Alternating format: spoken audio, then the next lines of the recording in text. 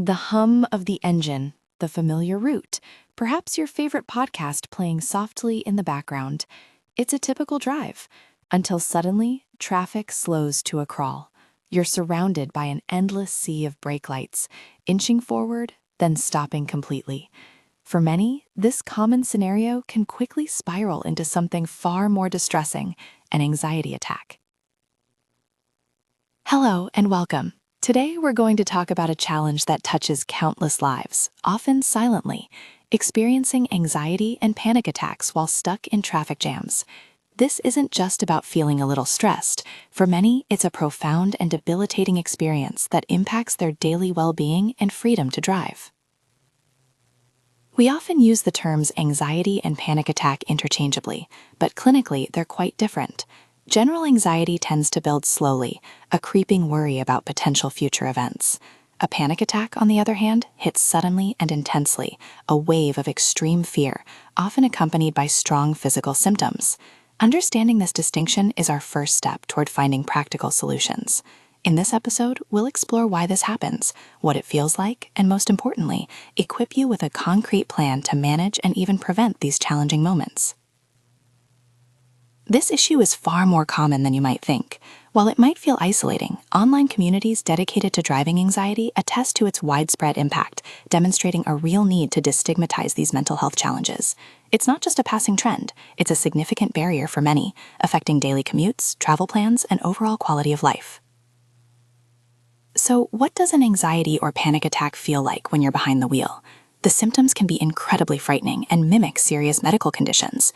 You might suddenly feel an extreme, overwhelming fear, your heart pounding or racing wildly. Tingling sensations, dizziness, or feeling faint can set in. Breathing might become difficult, as if you're choking. Nausea, sweating, chills, or even intense chest pain can occur. And perhaps most distressing, a profound sense of losing control or impending doom, a feeling that something terrible is about to happen, or even that you might die.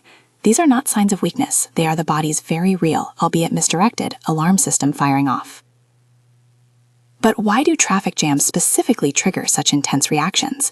It's often a combination of factors. Psychologically, past traumatic driving experiences like accidents or aggressive road rage incidents can prime us for fear.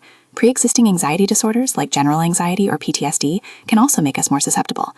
The fear of being trapped, of losing control, or the pressure of being late all feed into that anxious loop. Many people grapple with intense what-if thinking, spiraling through worst-case scenarios.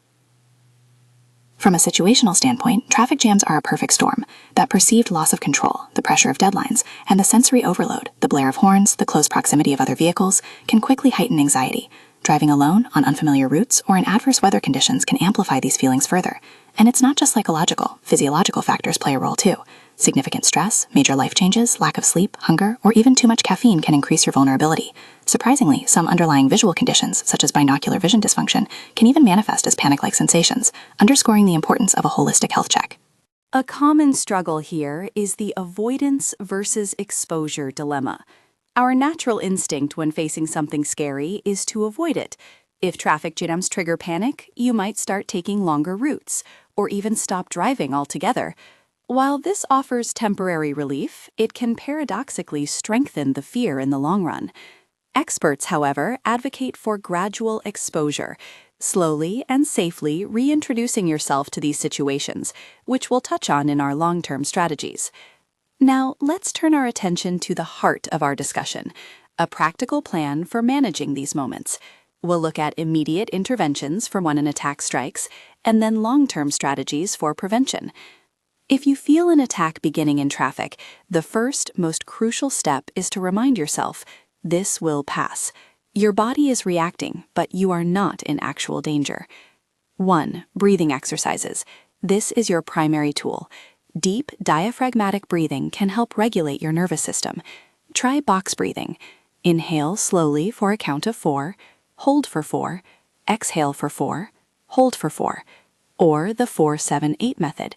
Inhale for 4, hold for 7, exhale for 8. Focus intensely on the breath, making your exhale longer than your inhale. 2. Sensory engagement. Engage your senses to pull yourself out of your head. Keep sour candy, chewing gum, or a cold drink in your car. The intense taste or temperature can provide a powerful distraction and reset your focus. 3. Cooling off. If safe, turn on the AC full blast or roll down your windows. A rush of cool air can be surprisingly grounding. 4. Safe distractions. Have a playlist of calming music or an engaging podcast ready, something that requires a little attention but isn't overly demanding. 5. Grounding techniques. Look around your car and name 5 things you can see, 4 things you can touch, like the steering wheel, 3 things you can hear, 2 things you can smell, and 1 thing you can taste. This anchors you to the present moment. 6. Self-reassurance. Silently or aloud, repeat affirmations. I am safe. This is temporary. I can handle this. 7. Safe pulling over. If you can safely and legally do so, pulling over to a secure location, even for a minute, can help regain a sense of control. However, only do this if it truly is safe and won't put you or others at risk. While immediate coping skills are vital, true change often comes from long-term strategies that build resilience and address the root causes. 1. Therapeutic interventions. Cognitive behavioral therapy, or CBT, is considered the gold standard. It helps you identify and challenge negative thought patterns and develop healthier coping mechanisms. Gradual exposure therapy, where you slowly reintroduce yourself to anxiety-inducing situations in a controlled way, is also incredibly effective. Virtual reality exposure therapy, or VRET, is an exciting emerging tool that allows for safe, simulated exposure. 2. Mindfulness and cognitive reframing. Practicing mindfulness regularly can help you stay present and observe anxious thoughts without judgment. Learn to challenge your what-if thinking by asking, what is the evidence for this thought, or is there another way to look at this? 3. Goal setting. Start small. Instead of avoiding highways entirely, set a goal to drive 1 exit out, or drive during off-peak hours. Gradually increase the challenge as your confidence grows. 4. Lifestyle adjustments. Our physical health profoundly impacts our mental well-being. Regular exercise, a healthy diet, consistent sleep schedules, and avoiding excessive caffeine are fundamental in reducing overall anxiety levels. 5. Support systems. Sometimes just having a trusted companion in the car can make a huge difference. Using affirmations, visualizing successful drives, or even connecting with online communities can provide a sense of support and understanding. 6. Skill enhancement.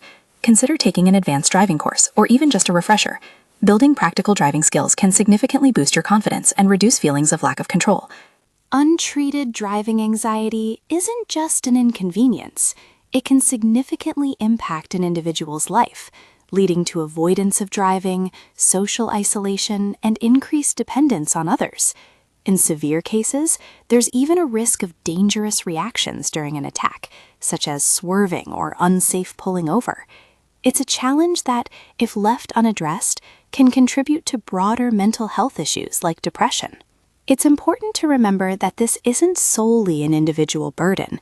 There's ongoing discussion about the role of urban planners and traffic management authorities in designing infrastructure and policies that consider driver well-being. Think about how clear signage, better traffic flow, or even integrated public transport options could ease congestion-induced stress. Also, while some in-car technologies might be debated for their distraction potential, the future could see greater integration of mental wellness solutions within vehicle technology itself, offering calming features or easy access to mindfulness exercises. So, as we bring our discussion to a close, remember that experiencing anxiety or panic attacks in traffic is a valid and challenging experience, but it is not one you have to face alone or endure indefinitely. We've explored the differences between anxiety and panic, delved into their manifestations and triggers, and most importantly, laid out a practical two-pronged plan for you to use. From immediate grounding techniques and breathing exercises during an acute moment to long-term strategies like therapy, lifestyle adjustments, and gradual exposure, there are proven paths to regaining control and confidence behind the wheel. The future holds promise with advancements in virtual reality therapy and a growing societal understanding and destigmatization of driving-related mental health issues. If you find yourself struggling, please reach out to mental health professionals. Organizations like the ADAA or your local mental health services can provide guidance and resources. Taking that first step towards understanding and addressing your anxiety is a powerful act of self-care. You deserve to navigate the roads and your life with calm and confidence. Thank you for joining me today. Stay safe and take care.